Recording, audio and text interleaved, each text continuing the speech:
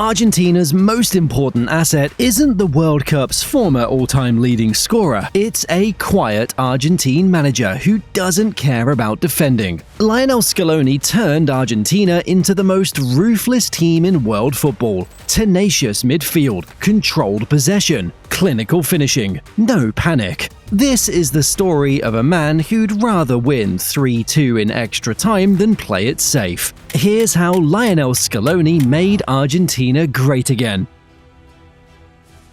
Argentina are probably the only national team in the world where even a narrow knockout win still sits higher than most teams' peaks. That's the standard they've built over the last 8 years. But make no mistake, the years before Scaloni were their worst in recent memory. In 2018, Argentina went to the World Cup in Russia under Jorge Sampaoli. On paper, the squad looked elite: Messi, Aguero, Dybala, Di Maria, Mascherano. But the tournament was a disaster. They scraped a draw against Iceland. They were humiliated 3-0 by Croatia. They barely survived the group stage with a last-minute winner against Nigeria. And then France knocked them out 4-3 in the round of 16, a scoreline that made the game look closer than it actually was. By any normal standard, that's failure.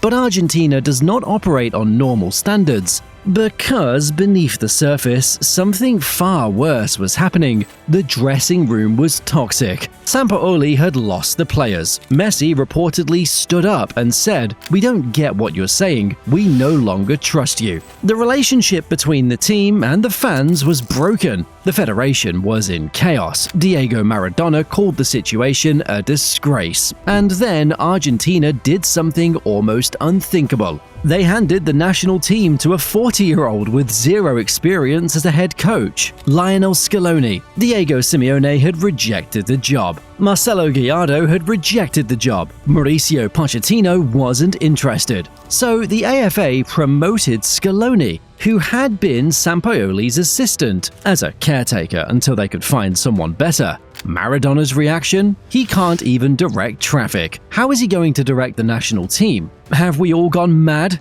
So why did Argentina do that? What did they see that the rest of the world didn't? And most importantly, how did Lionel Scaloni turn a fractured giant into the most successful team in international football?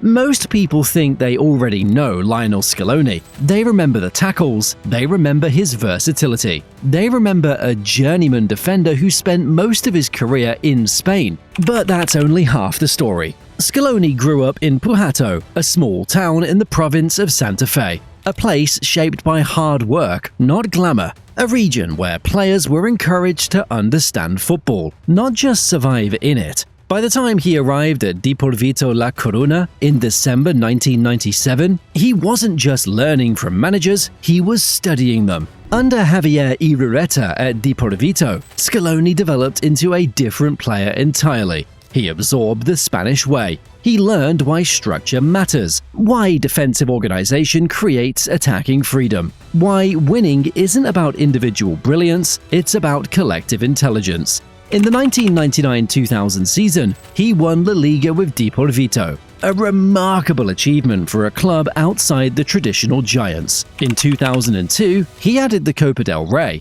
but Scaloni wasn't a superstar. He was a role player, a utility man who did whatever the team needed, and that mentality didn't disappear when he retired in 2015. Scaloni joined Jorge Sampaoli's coaching staff at Sevilla in 2016. He followed Sampaoli to the Argentina national team in 2017. He was there in Russia when everything fell apart. He watched from the sidelines as the players lost faith in their manager. He saw what chaos looked like up close. And then, when the AFA needed someone to pick up the pieces, Scaloni was the only one willing to try. But ideas alone don't win World Cups, execution does. And that's where Scaloni's Argentina story truly begins.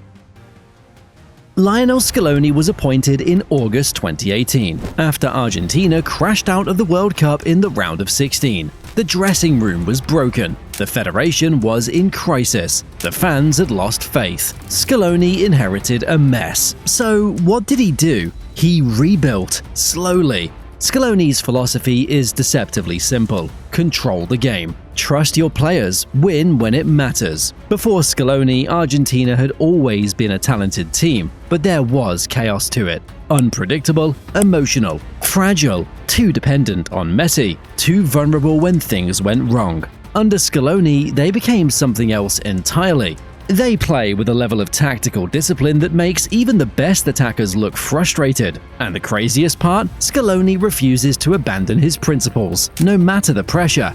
If you've watched Argentina at this World Cup, you've noticed something instantly. They don't panic, even when they go behind, even when the game goes to extra time, even when the margins are tightest. When most teams concede, they scramble. Not Argentina. They stay in shape. They keep possession. They wait for the right moment to strike. This is football designed to frustrate opponents and punish mistakes, and it starts with something most managers overlook: midfield control. Put simply, Argentina's entire system is built on their ability to dominate the center of the pitch. Enzo Fernandez controls the rhythm. Alexis Mac Allister connects defense and attack. Rodrigo de Paul does the dirty work. But it's not just about what they do in possession.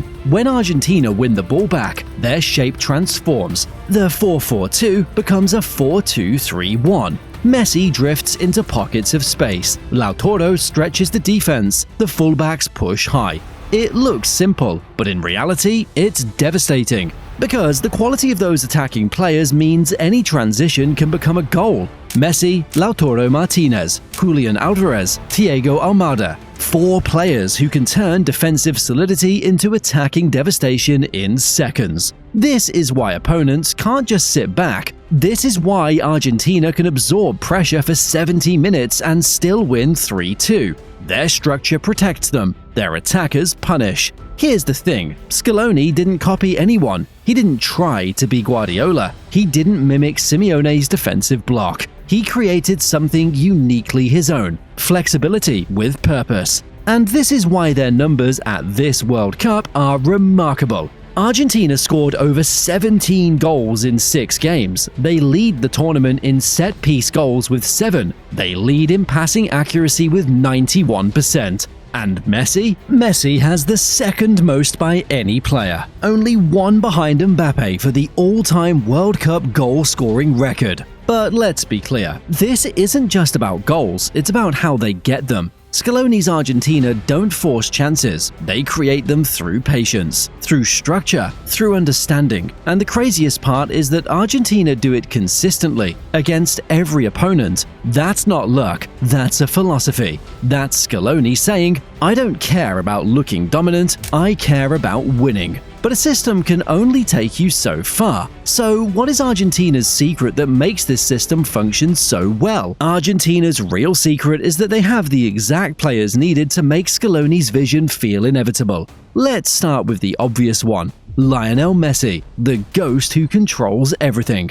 We all know Messi is the greatest player alive, but what makes him perfect for Scaloni's system isn't just his finishing, it's his intelligence. Messi doesn't need to sprint for 90 minutes anymore. He walks, he waits, he reads the game 3 moves ahead, and when the moment arrives, he's already in position. Scaloni understood something previous managers never accepted. Messi didn't need to do everything.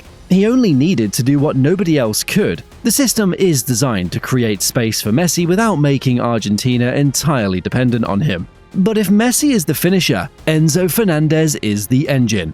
Enzo gives Argentina something they lacked for years: total midfield control. He dictates tempo. He breaks up play. He finds the pass nobody else sees. His goal against England wasn't just skill. It was composure under the ultimate pressure.